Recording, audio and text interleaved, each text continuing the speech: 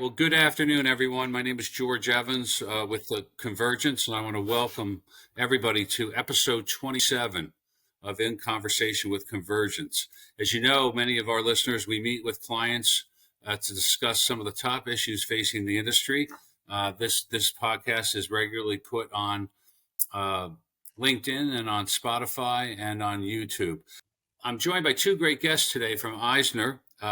Jeff Stomski, who's a partner in the financial services practice, and Bruno, who's also a partner. And Louis has really a focus on regulatory and compliance. How are you guys? Welcome today. Good. Thanks for having us. Yeah, I appreciate you guys both making the time as we kind of approach Memorial Day here. I was talking to Louis at the beginning, and time is flying, right? They say time goes faster when you're older, right? And it's hard to believe next week is June already. Well, listen, for our audience, why don't you both give us a little bit about your respective backgrounds? And everybody likes to know your pedigree. They know what you do now, but kind of the journey and how you got there is always kind of interesting. So, Jeff, why don't we start with you? Sure. So I started off my career at Rothstein Cass right out of college. I did everything from fund administration to tax to audit. Fast forward, 10, 12 years. And we were when we were acquired by KPMG. After that, I went to be CFO of one of my clients, a multi-strat hedge fund, private equity fund of funds. And from there, I was CFO of a startup fund, global macro fund, primarily traded all FX currencies and options. And I went back to public accounting, as crazy as that sounds, in about 2015. And I've been at Eisner since. And today I head up our financial services outsourced services group. Okay, terrific. That's a nice story. I think a lot of people always appreciate somebody who's been on kind of the other side, right? And yeah, it's always a different perspective. Yes. Louis, how about you? Yeah, thanks. So my background is primarily management consulting, being with KPMG Consulting, Bearing Point, Navigant, a lot of the large regulatory consulting firms. My background is regulatory compliance. And so I look after our regulatory compliance practice within our financial services vertical. And that means for us, broker-dealers, buy and sell side, so broker-dealers and alternative investment managers. Yeah, and a busy year for compliance, right? I think at last count, and we'll get into this a little bit today, right? About 53 or so SEC rules in different stages of discussion and approval. So I don't think we've ever seen kind of the compliance side of this ecosystem be probably as busy. So how about for our audience? And it's really up to you guys how you want to cover this. I'd love somebody to give an overview of Eisner for our listeners. Just a bit about the practice.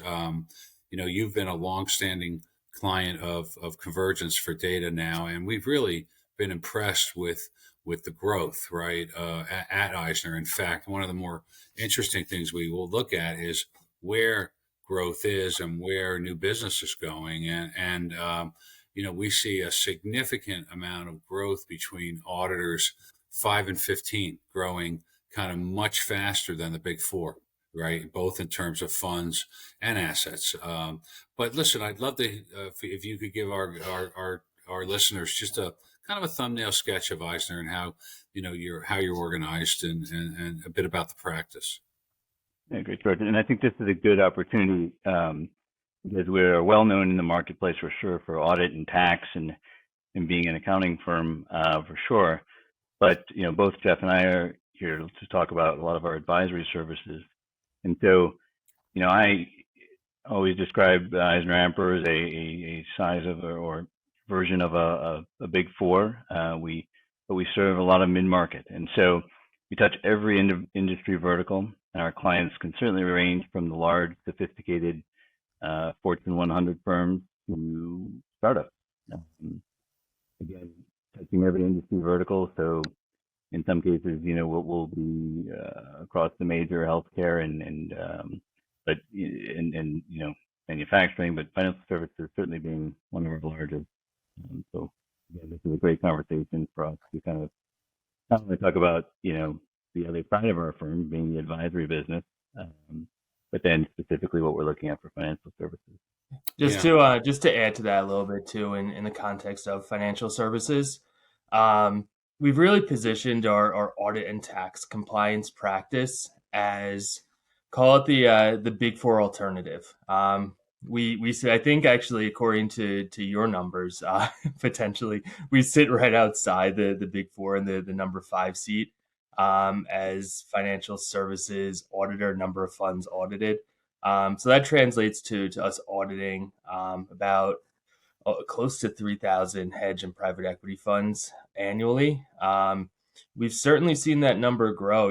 I think a lot of it's just been good client service that's driven a lot of that, and the EisnerAmper brand and reputation. And it's been, like I said before, that Big Four alternative feeling where you get a little more personal touch, and a little less institutionalized than Big Four. Yeah, no, and it's funny you say that, Jeff and Lewis. I mean, we see that kind of in the numbers. It's been a trend now for some time that distribution of new business is really that 5 to 15 is really outgrowing the top four significantly, right? At right now. Talk to me about the advisory business, right? I think people have a very parochial view of auditors, right? Assurance, tax, and consulting, right? Right. So I'd love to just hear a little bit about kind of the baseline offerings and number one, and then how you think you're a little different than the average audit firm that's out providing advisory services. We try to be a one-stop shop for advisory services as much as we can to our clients. Yeah. Yeah. I think the offering we have is a little bit unique, in that a lot of the professionals we have sitting in the advisory seats and the roles have actually been on the other side and been in industry. So it's not just and I don't mean by any way to trivialize any experience or anyone's experience, but it's not kind of just like, well, I've been an auditor and I moved over to this. It's a lot of the combination of, well, I've been an auditor and I've been a CFO or a director of ops or some other kind of client facing or client role. So I think that brings in a unique experience, a unique kind of way to service our advisory clients. Yeah, I would agree. Let's shift a little bit to your 23 agenda, right? We're sitting here almost hitting kind of mid-year already, right? And but I'd like to talk about kind of the major themes, the type of work you're seeing more regularly, and really what the firm is trying to accomplish in 23. What are kind of some of the pillars of this business? I think that'd be interesting for our listeners. Either one of you guys can start. Yeah. I mean, from our perspective, it's an interesting time of year right now. So we've gone past, at least on the tax and accounting side, the traditional quote unquote busy season. And a lot of our clients are sitting here after going through their audits and going through the compliance side, all of the various reporting requirements. And they're sitting here taking a breath and saying, okay, now what? What else should we be doing? And so, again, this time of year, we're typically talking to our clients about the concept of just spring cleaning, right? Going through, looking at control areas, looking at various reporting that you've done. On the compliance side, seriously, a lot of different testing that should be done before people kind of take the summer off or think of their spring break, so to speak. Yeah. How about you, Jeff? Yeah. So I think that as we look forward, we've certainly done a good amount of work in the past year of just finding the right technology to help service our advisory clients, whether that's Just something simple as accounting software, or like a more robust and more effective portfolio management software. I think the main goal in all of it is to make sure that we're fine tuning our service offering to make sure that really aligns with what the industry needs and wants. There's certainly been a lot of regulatory issues, as you said in the beginning. Maybe not even issues. Maybe issue isn't the right word. Maybe it's more just requirements, and more need for people. Um, we've been focusing on finding the best fit of staff, and best mix of our staff people to help meet those needs. Like I said before, finding the people that have industry experience, that have sat on both sides, that can translate between reporting requirements, whether it's regulatory or another similar issue. Louis, you started to talk a little bit about spring cleaning, right? And now that CFOs and COOs are done with the busy season, kind of what's their agenda, and kind of what are you generally seeing in the marketplace right now, kind of in terms of people's regulatory and compliance agenda for the remainder of 23? Our suggestions of what we're talking to our clients about the spring cleaning agenda, and that really relates to again, after a busy season of going through an audit, or finishing up the tax work. On the compliance side, it's filing the Form ADVs and the Form PF. We're talking to our clients about compliance testing. And so that means going back to basics and testing your code of ethics, going back to reviewing your compliance manual, and then potentially kind of the broader accounting policies, going back and testing fee and expense allocation. And Jeff, anything you would add to that? Yeah. So it's from the call it office of the CFO side of the house. I would take the opportunity to sit back and look at any lessons learned from busy season. So, or from the audit, I should say. So what that really means is, were there any things that came up that were significant challenges in the audit that you can proactively fix? Were there any adjusting journal entries to look at, and maybe put some controls in, and make sure that you don't have to deal with that again? Um, I would highly suggest taking the next couple, maybe weeks or months, and taking a read through the financial statements that were issued, rolling forward templates for the new year, tweaking some language to make it to just fine tune things, making sure that you have all the required disclosures in there, or if you started trading any new products, securities, just have all your, to say a bit of a cliche phrase, but your ducks in a row, Yeah. and your financial statement templates in good shape, and just ready to drop in numbers for the 2023 audit. Operationally, I think there's always a good opportunity to look at the low hanging fruit. I know there's a lot of talk about just automation in general. I think that maybe some investment managers can take a simpler approach over the summer, or an introductory approach, where they just evaluate the repetitive tasks that are associated with their day to day, and look for a way, or consult with an advisory firm, us or another firm, on how just to potentially automate some things, eliminate those repetitive tasks. I know everyone's faced with staffing challenges these days, so anything that frees up some time during the day, is certainly valuable.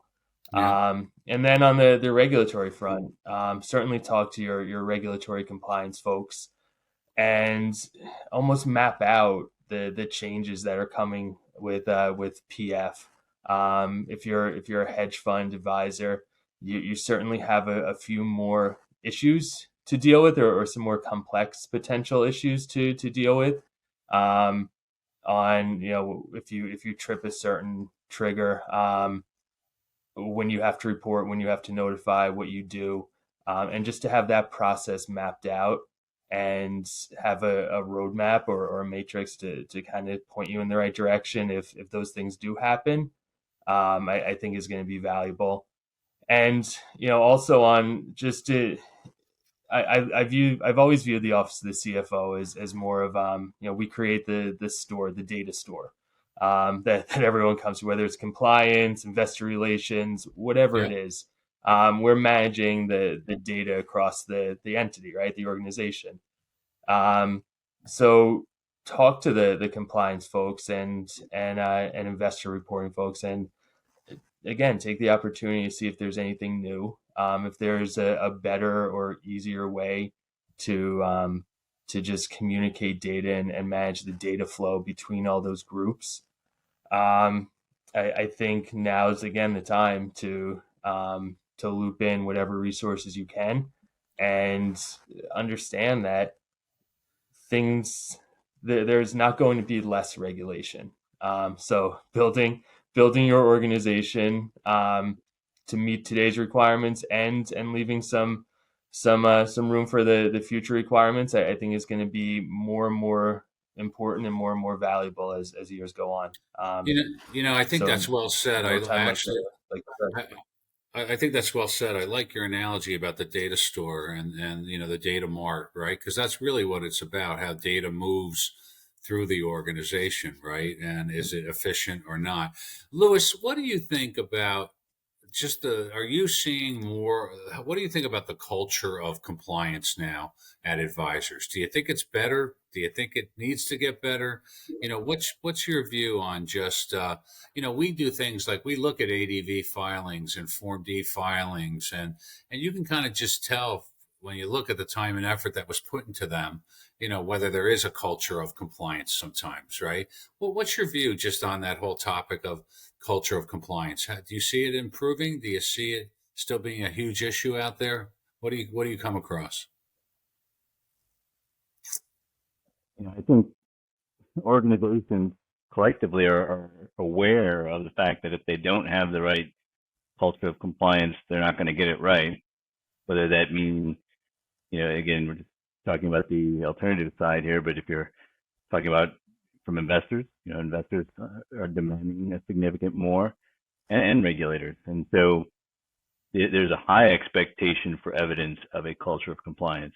And so what that means, is CFOs being very much in contact with their compliance officers, being very much in contact with, their human resources teams, their portfolio managers, everything. And so I would say there's certainly improvement in culture of compliance, but there's still quite a bit to do. Yeah. I mean, do you guys think this year's SEC agenda is almost overwhelming for people with the number of rules up for discussion and approval and comment? Yeah, I mean, look, I don't think there's ever going to be less regulation. Certainly not in the near future. Um, I think the best the industry can do now is really identify which risks most impact their organization, have the right or the best controls that they can develop around those risks.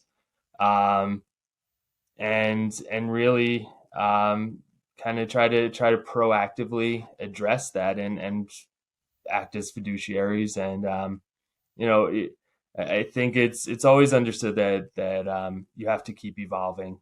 The whatever was good 5 years ago might need to be rethought or tweaked a bit to meet today's demands. And like I said, I don't think that's ever really changing. I Yeah. think the key is always going to be just managing your business to meet today's risks. Yeah. I'd be remiss if I I'll didn't. add that. Yeah, go ahead, Louis. No, George. So I was just going to say that. I think it would be an understatement to say that all the new regulation and demand isn't overwhelming. Yeah. I mean, listen, we have we risk score, the convergence, the middle and back office of advisors, and we look for high risk business conditions. And one of those things we flag, to your point, Lewis, is the dual hat wearer, right? The CCO who's also the COO or the CFO, which can be very prevalent in smaller organizations, right? But, I'll give you an interesting factoid that maybe you never knew.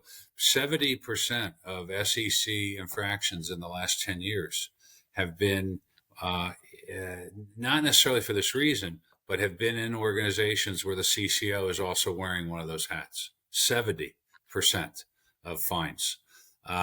So, and it's what we would all preach, right? Kind of the separation of duties and all those types of things, right?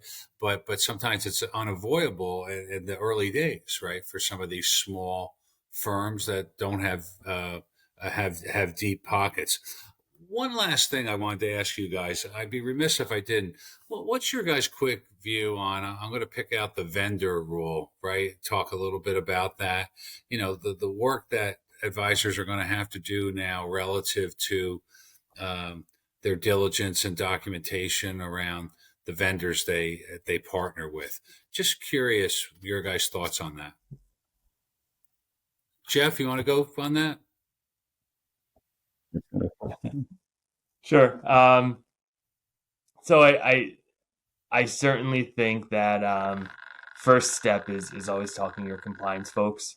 And like you said, the dual hat wearers. My simplest advice to them would be don't go at it alone, right? Like you don't want to. There's certain things you don't want to get wrong. And, to highlight what you said before, the additional layer of control kind of associated with even having an outsourced compliance consultant, outsourced CFO type of function on top of what you already have in house is always a good alternative. I don't know if that was a bit of a not so shameless plug, but took the opportunity to get that one in there. Yeah, I think this isn't such the requirements new, but to be able to evaluate your service providers, illustrate and understand how they fit into your organization. A lot of them are in fact an extension of management. You as management, you can delegate the role, but not the responsibility. So you are always responsible for the oversight of whoever's in whatever seat you put them in. Right. But there's not much new to this, and it kind of goes back to my comment before of understanding what risks lie in your organization. If someone's acting as an extension of your organization, again, by extension, you have to understand any risks that are present there in those at those service providers, and be able to address those. I think that's look, call it regulation. You have all these requirements, and I know it's burdensome, but a lot of this boils down to kind of running a good business too, and protecting your business from a lot of bad stuff that unfortunately happens in the world today. Yeah, right, and ultimately protecting investors, right? I mean, that's what people care about. So, all right. Well, listen, guys, you've been great. I really appreciate you both taking time with us today. Listen, I'm most impressed with Eisner and really the growth we've seen there over the last few years, and all the great people we've met. It's really a first class organization. So I really want to thank you both for joining me, and it was a great conversation. And I look forward to seeing you guys in the marketplace. And again, want to just thank you both for making the time. You guys have been a great client of Convergence, and we're thankful you were able to spend this time with us today. So thank you both. Absolutely. Thanks, George.